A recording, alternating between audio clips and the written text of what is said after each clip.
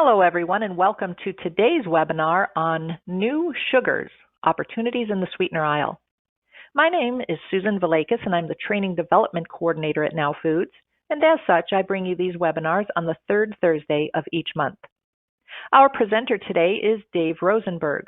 Dave joined Now Foods as Food Category Manager in 2010.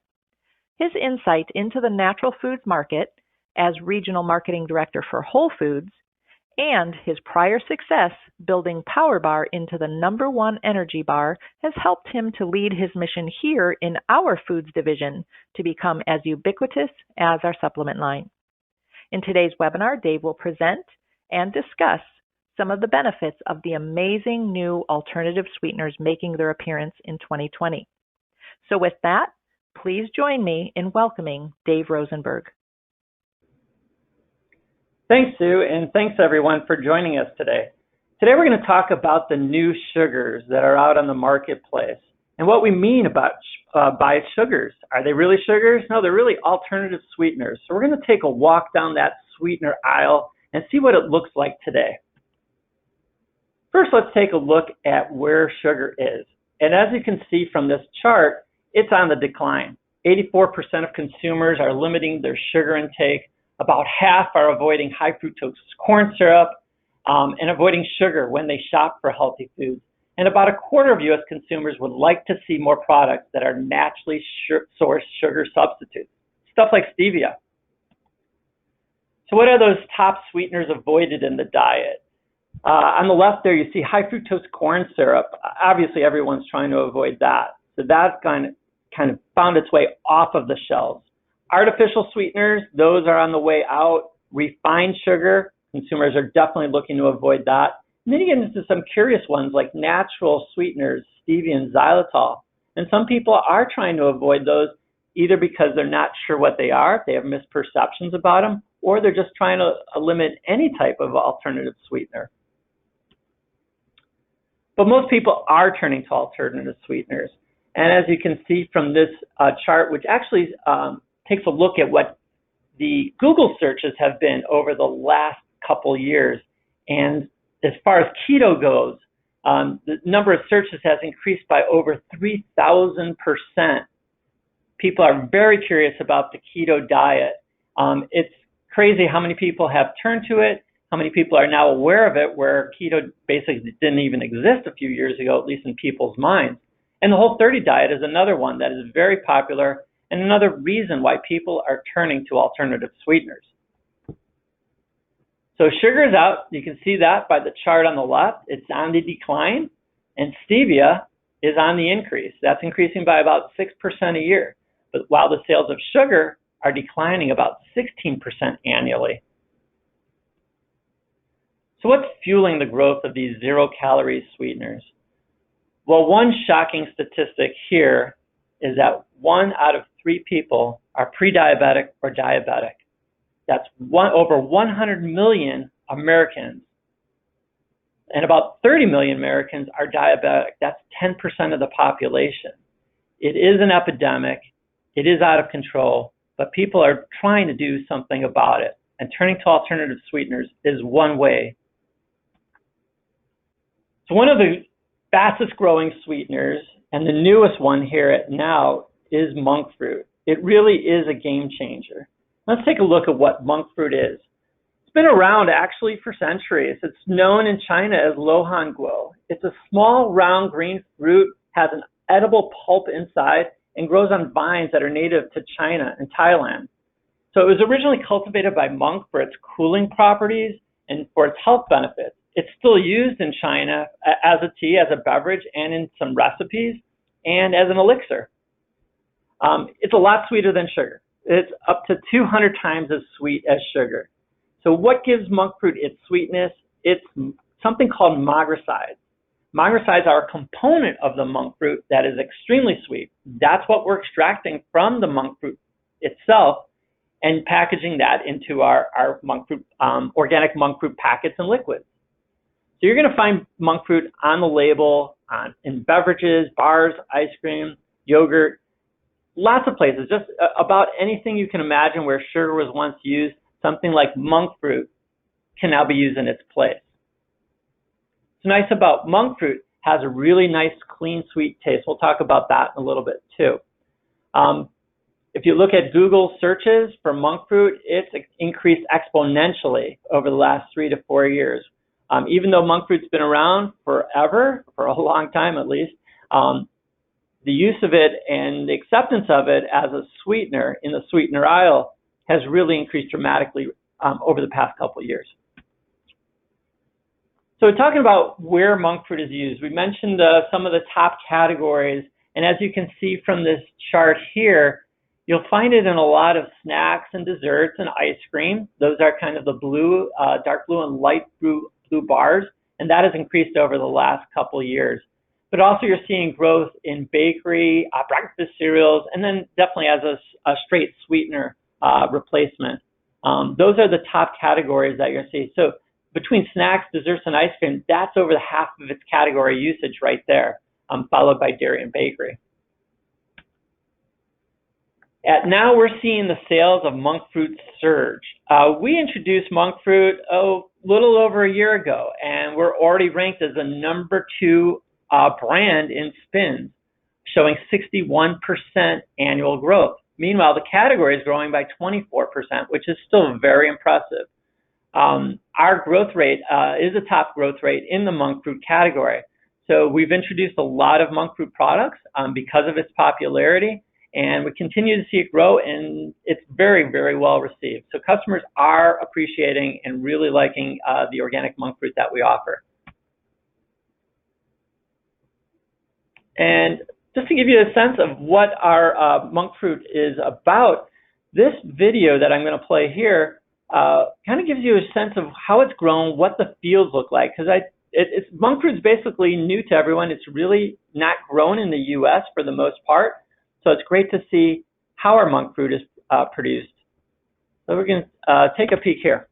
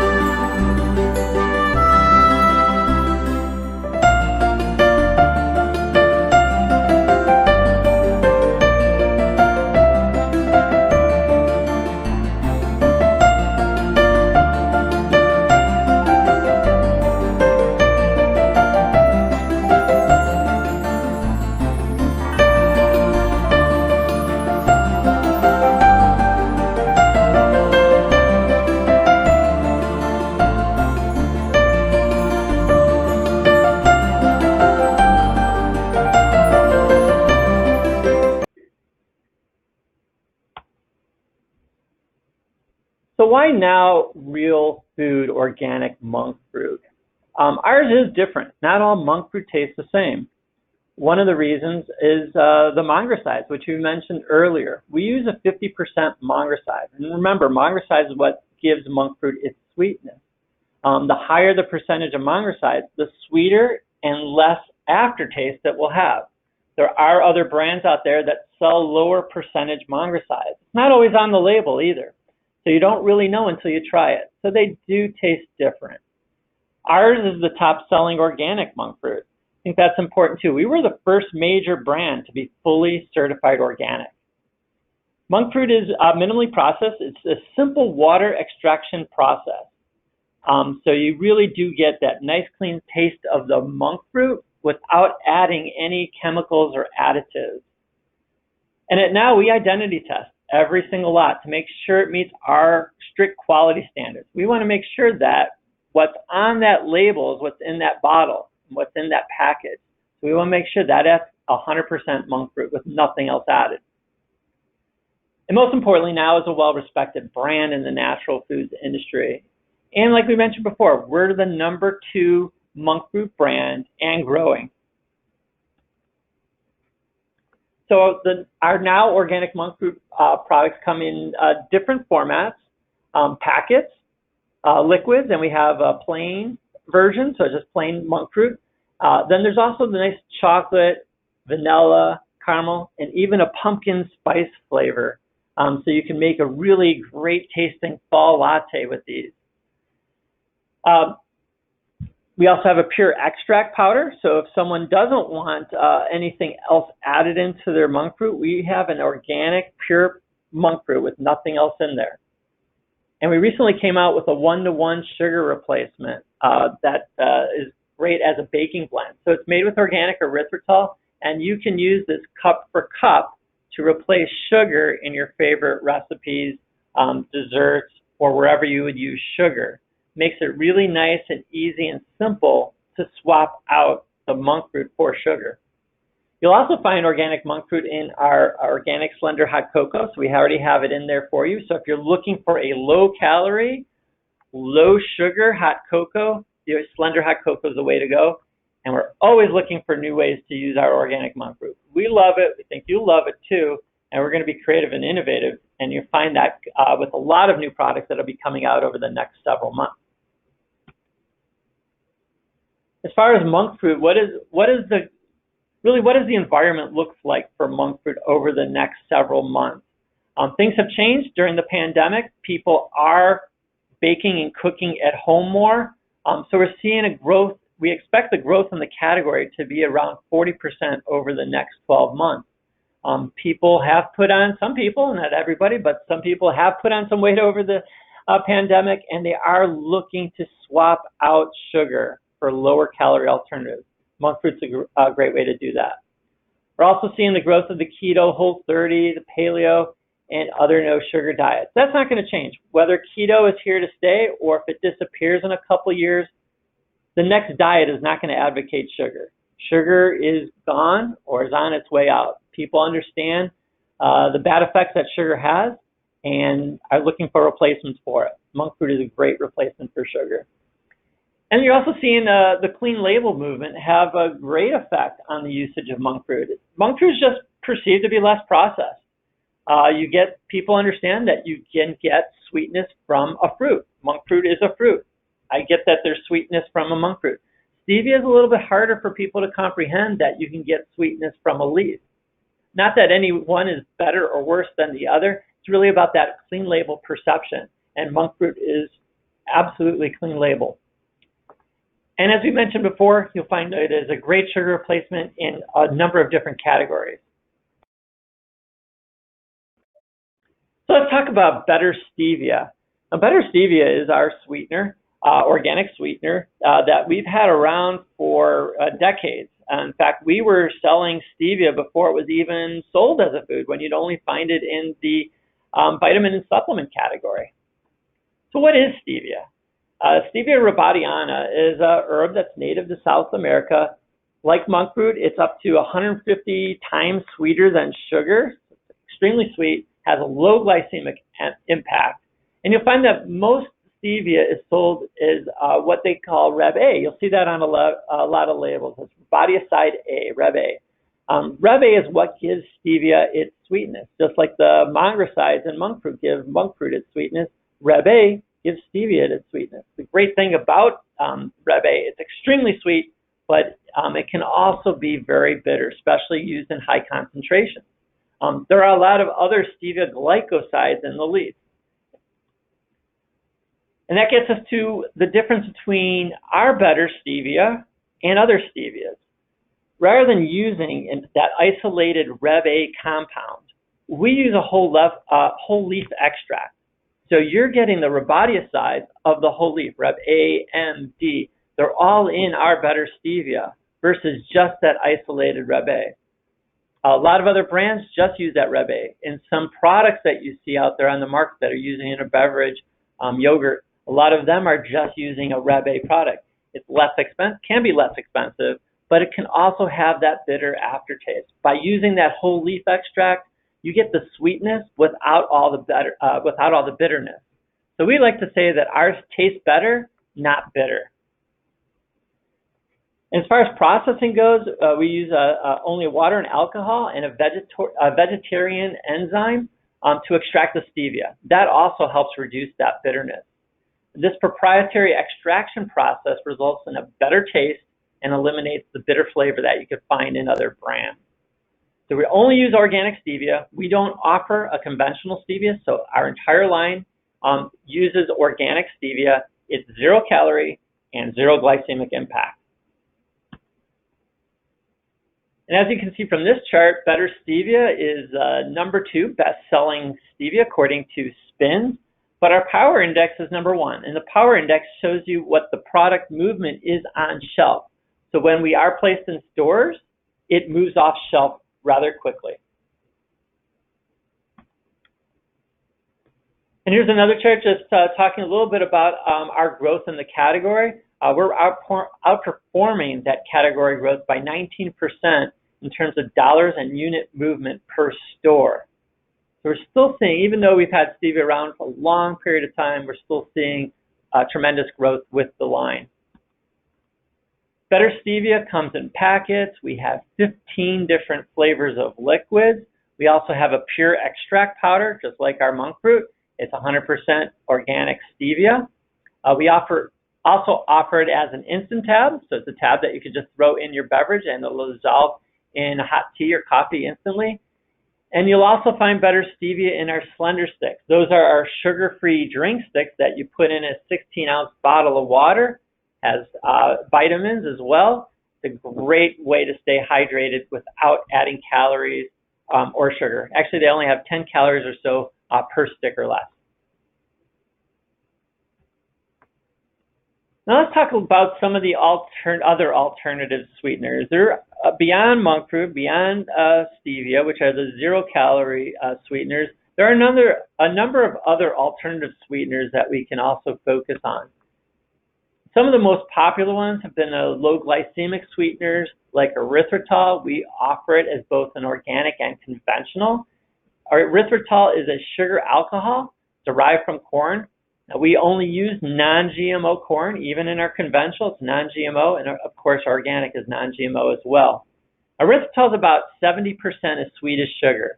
So you get some of the sweetness of sugar, but not all of it. So it's not going to overwhelm you. And some people say it has less of an aftertaste than some of the other alternative sweeteners.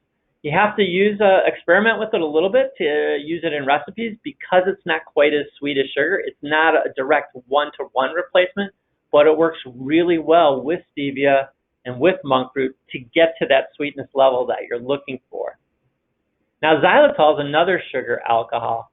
That's about the same sweetness as sugar. It's not 0 calories, about half the calories of sugar.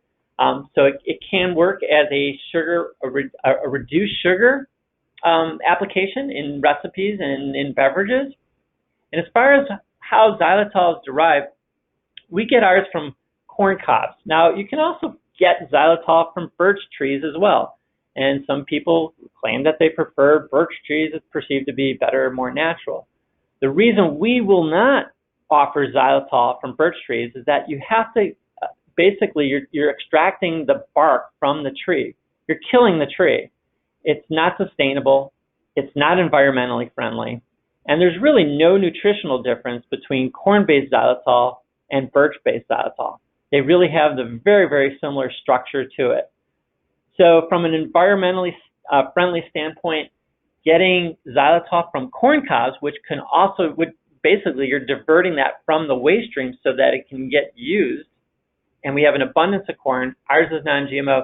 We feel that corn-based xylitol is far superior to the birch tree-based xylitol. For long-term sustainability, there's no doubt that that's the way to go. The nice thing about both of these sweeteners, since they are low glycemic, they are keto diet friendly, they're both suitable for diabetics as well. And they're, as a sugar alcohol, most people can digest it. If you have too much sugar alcohol and eat too much over the course of a day, it can cause stomach distress in some people. Everyone's different. So some people avoid sugar alcohols because they're not able to digest it, and other people can tolerate it perfectly fine. So it really is going to vary by consumer. Sorry, other sweeteners. Now here are some that are caloric, so meaning that they are not reduced calorie, they're not 0-calorie sweeteners, they're just replacements for refined sugar. So one of that is beet sugar, date sugar, so you have those two, obviously derived from beets or dates. Great sugar replacements. They have kind of a nice richer taste to it, especially the date sugar, more of a molasses kind of flavor, almost closer to a brown sugar. So works really well in a number of recipes, or if you're just looking for something that has a little bit more flavor. Maple syrup, obviously, and agave would be other sweetener alternatives. Agave has a low glycemic impact. There's organic turbinado sugar, which is basically a raw form of sugar. Organic coconut sugar, which again, that has a really nice rich taste as well, and a great substitute for brown sugar. So all of these have really a similar amount of calories to table sugar, but they're perceived to be less processed, and that falls into that whole clean label movement, really being able to understand all of the ingredients that are in what you purchase, and these sweeteners kind of fit that bill. So we've really seen some nice growth in all of these, especially as people are cooking and baking more. They're looking for different alternatives. They're looking for different flavors too than refined sugar. And each of these has their own unique properties to it. Now here's a really handy chart that you could find on our website as well. If you just go to nowfoods.com and type in the search bar sweetener comparison, you can find this chart. You can download it, you could print it as well. What's nice about this, you see all of the different types of alternative sweeteners there on the left. The second column over tells you the sweetness level compared to table sugar, then the glycemic index and impact. And we even have a check mark there if it's keto friendly. So for example, if you go look at the top there, agave, it's about 1.5 times sweeter than sugar. Glycemic index ranges between 10 and 19 and has a low glycemic impact. So a lot of people find this very helpful in understanding how the sweeteners compare, especially since there are so many alternative sweeteners out there, and understanding the glycemic impact that each one has.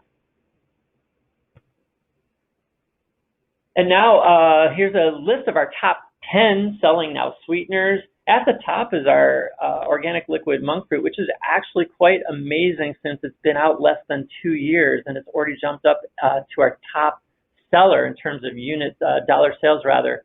So we're really seeing some great growth there. And then you see a number of our better stevia products on there, along with erythritol and xylitol. As far as growing your sweetener sales in your aisles at your store, there's can be a lot of confusion among the different types of sweeteners. As you saw, there's just so many different varieties out there. So consumers have a lot of questions, and this is where you as a retailer can really help them out, help people achieve their weight loss goals, and also educate them and how they can use different sweeteners to either have a low glycemic impact or even just to improve their recipes, to broaden their flavors that they're trying to use in their beverages, in their cereals, and their yogurt. So one of the ways you can do that is through shelf talkers. Call out the ones that are keto friendly. Put a keto friendly shelf talker underneath those products, like the stevia and the monk fruit. Diabetic friendly, since as you saw, 1 in 3 people are pre-diabetic or diabetic. So calling out those products that are friendly to diabetics would be a great educational tool. Same with low glycemic. And substitutions, as I mentioned, brown sugar, you could substitute coconut sugar for that. Date sugar would be a great substitute. So for people that don't want highly processed sugars, there's a lot of alternatives, and the shelf talkers can help direct them to the appropriate ones that they're looking for. Cross-merchandising is another great opportunity. Not only place your sweeteners in the sweetener aisle, put it out near the coffee or tea. If you have a cafe, put it out in the cafe so people can try it, try the packets, try the liquids. When things get back to normal, we're actually being able to do a little bit more sampling like that. Makes it a little bit easier. But thinking long term, that's a great way to dual merchandise it. Put it in your coffee or tea aisle, so you can put the liquids there, so people can get really some great ideas on how they can flavor their coffee. So if you're selling coffee, whether you're doing fresh roasted coffee or packaged coffee, cross merchandising the monk fruit, the stevia over there, the packets, liquids, the tablets, all of those items would be great ways to cross-merchandise it and give nice usage suggestions for the different sweeteners. I think theme promotions are another great way to bring awareness and understanding to the different types of sweeteners. Stuff like diabetes awareness, where you're really trying to promote the low-calorie, zero-calorie, and low-glycemic sweeteners. Having those sweeteners like on an end cap for that theme promotion would be ideal. Same for keto. Keto is still going to be hot over the next several months. People try to lose the weight they've put on. Keto-friendly sweeteners and doing end caps or call-outs for those displays for keto-friendly sweeteners, I think would be a great way to really generate interest. And you can even do something fun like Sugar-Free Sweetest Day. We all like to have we all have our cravings for candies and chocolates, but the other half of us, maybe are trying to avoid all of that. And it's great to point out that you can still do indulgent things, but lower your calories. So taking something like the monk fruit 1-to-1 blend, so people can make their own reduced calorie chocolate cookies or muffins or chocolates at home using that product, is a great way to show that there are alternatives to all the highly caloric treats that are out there for stuff like Sweetest Day or Valentine's Day or even Halloween. And as far as use your website, especially since people are shopping from home more, they're trying to educate themselves more at home and get a better understanding of what they're purchasing and what options there are out there. Make sure your website is up to date with different types of education materials. You can host webinars on your website as well, something like this, so where you can educate people on the different types of sweeteners that are available in your stores. And the sweetener charts that I showed you, use that one. Create your own that really helps people understand the different alternatives that are out there and gives them a better way to really kind of embrace it and try different sweeteners as well. And recipes, people love recipes. Like, we are definitely cooking more and baking more, but we're looking for healthier options with reduced calories, reduced sugar. Put recipes in your store, put them in on your website as well. Let people get a better understanding of how they can use these different types of sweeteners. Gives them ideas, not only ideas, but suggestions on maybe replacing their current recipes with alternative sweeteners. So if you go onto the Now website, you can search recipes and you'll find a lot of great suggestions and great recipes for these various sweeteners. And most importantly, help your customer fight the obesity epidemic. The numbers are astounding.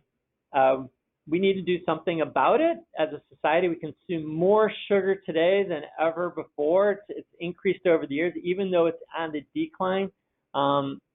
People in the last 10 years or so, the amount of sugar that is being consumed is far above what we had consumed 20, 30, 40 years ago.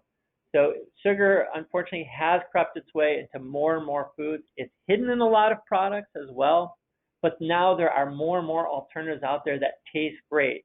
So it used to be that you were limited to just alternative sweeteners and artificial stuff, rather, all the artificial sweeteners.